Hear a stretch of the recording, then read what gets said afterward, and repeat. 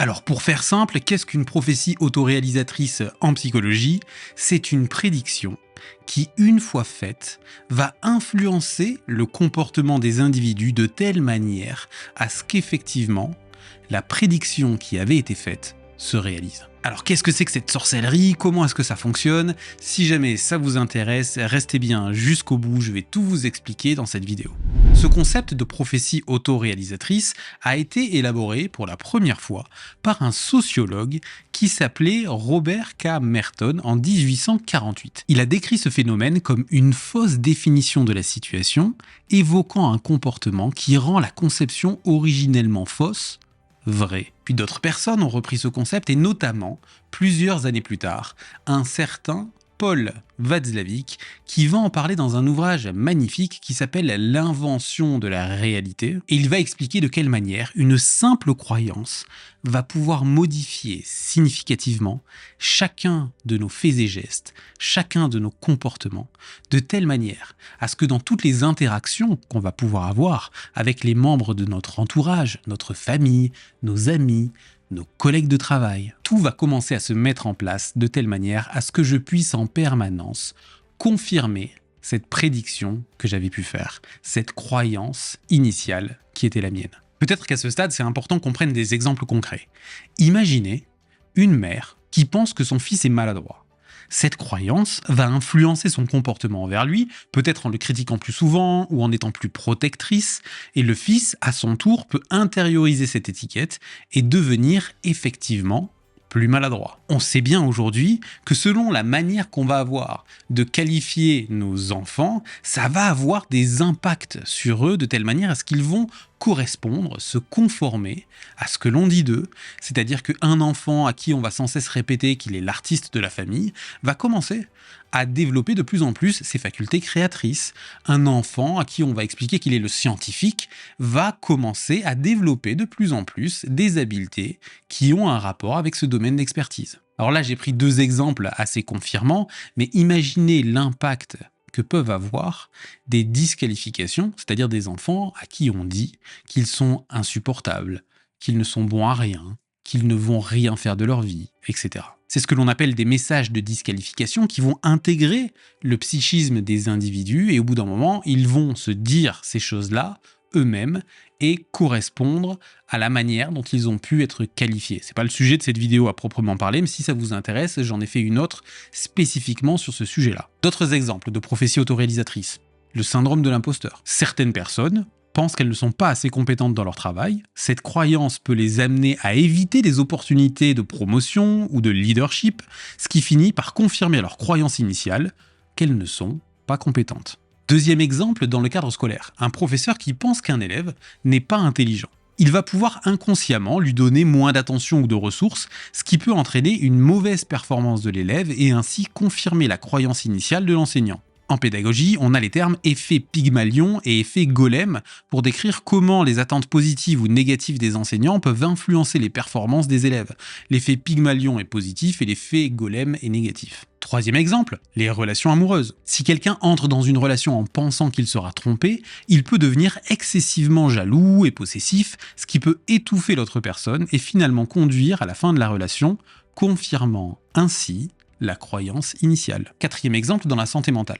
Prenez n'importe quel type de pathologie, la dépression par exemple, et voyons de quelle manière est-ce qu'au bout d'un moment, cette dépression peut intégrer l'identité des personnes. C'est notamment quelque chose que l'on va chercher à déconstruire, vous savez, dans les approches narratives avec la fameuse externalisation, c'est-à-dire la manière de poser des questions, d'interagir pour que la personne puisse séparer le problème de son identité. Cinquième exemple, ça pourrait être les stéréotypes sociaux. Et ça, c'est quelque chose qui a été beaucoup étudié, notamment en psychologie sociale. Je me souviens à l'université d'études qui avaient été faites dans lesquelles, par exemple, on donnait à des étudiants des tests. Par exemple, ça pouvait être des tests de repérage dans l'espace. On donnait ces tests-là à des personnes et il y a un cliché, socialement, selon lequel les femmes se repèrent moins dans l'espace que les hommes. Ne me demandez pas d'où ça vient, c'est une pure invention. Et vis-à-vis de ce cliché-là, ce qu'on faisait, c'est qu'on donnait ce test à des personnes. Il y avait un groupe dans lequel le test était anonyme et un autre groupe exactement le même test, mais dans lequel on demandait simplement aux personnes d'indiquer si elles étaient un homme ou si elles étaient une femme. Eh bien, dans le premier groupe dans lequel on n'a rien demandé, mais même proportion d'hommes et de femmes, il y avait des résultats quasiment similaires, 50-50, et dans l'autre cas de figure, dans l'autre groupe dans lequel on avait demandé aux personnes leur sexe avant qu'elles répondent au test, on observe que les femmes avaient des résultats significativement inférieurs. Ce qui signifiait simplement que la prophétie autoréalisatrice était à l'œuvre. Et enfin, un sixième exemple de prophétie autoréalisatrice dans le domaine médical avec les effets placebo ou nocebo. Si un patient croit qu'un traitement fonctionnera, il est plus susceptible de ressentir des effets positifs même si le traitement est un placebo. A l'inverse, si le patient pense que le traitement aura des effets secondaires négatifs, il est plus susceptible de les ressentir, même si le traitement est inoffensif. Si on veut prendre d'autres exemples de prophéties autoréalisatrices au cinéma ou dans des séries, prenez par exemple Neo.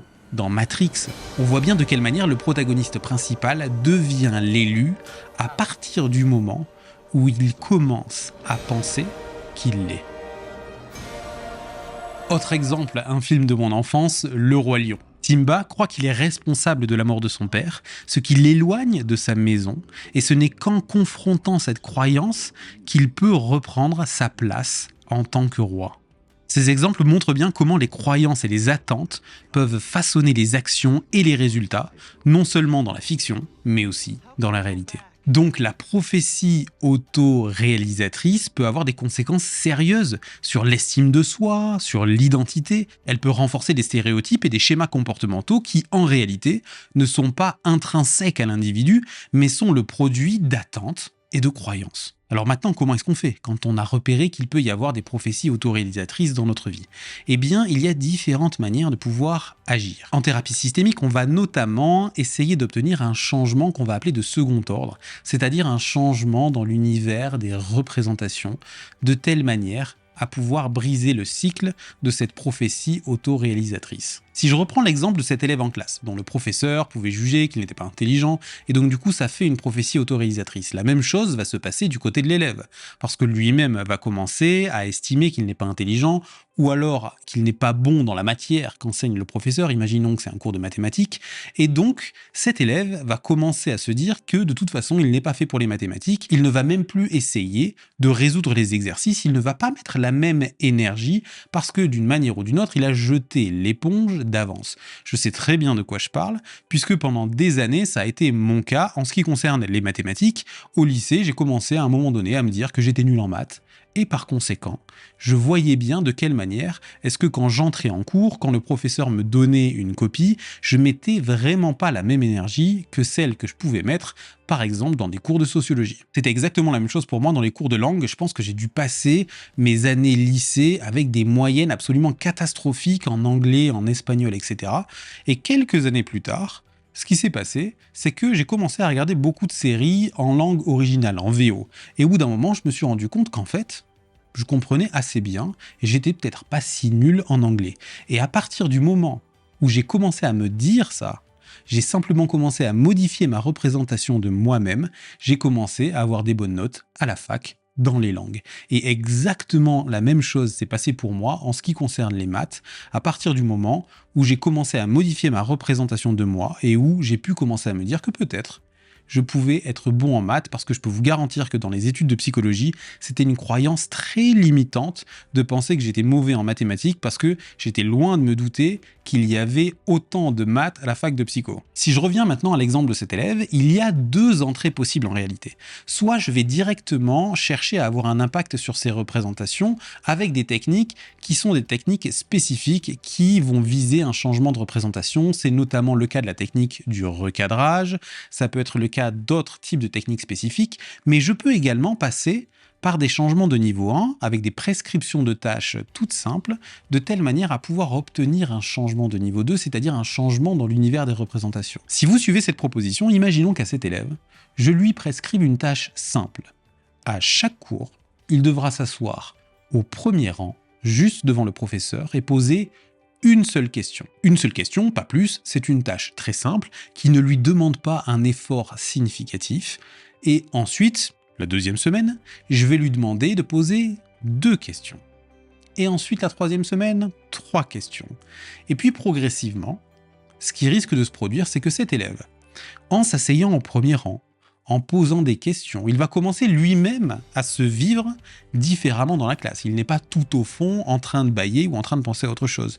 Le professeur va commencer à jeter un regard sur lui qui est un regard différent. Et par conséquent, dans cette interaction, avec les feedbacks positifs, il va y avoir la possibilité qu'au bout d'un moment, cet élève et ce professeur changent leur représentation. Et de cette manière-là, la prophétie autoréalisatrice est changée. Des exemples de couples, vous en avez plein dans un ouvrage de Moni El-Khaïm qui s'appelle « Si tu m'aimes, ne m'aime pas ». Et il prend notamment l'exemple d'un couple dans lequel l'un des individus, pensant que de toute façon l'autre va l'abandonner ou que de toute façon l'autre ne peut pas vraiment l'aimer, va avoir des comportements qui ont toutes les chances effectivement de produire du rejet chez l'autre. Dites-moi dans les commentaires quels sont les exemples de prophéties autoréalisatrices que vous avez pu détecter, soit dans des films, dans des séries, dans votre vie professionnelle ou dans votre vie personnelle. En tout cas, j'espère que cette vidéo vous aura intéressé. En ce qui me concerne, j'ai hâte de vous retrouver dès la semaine prochaine pour une nouvelle vidéo. Et en attendant, comme d'habitude, prenez bien soin de vous.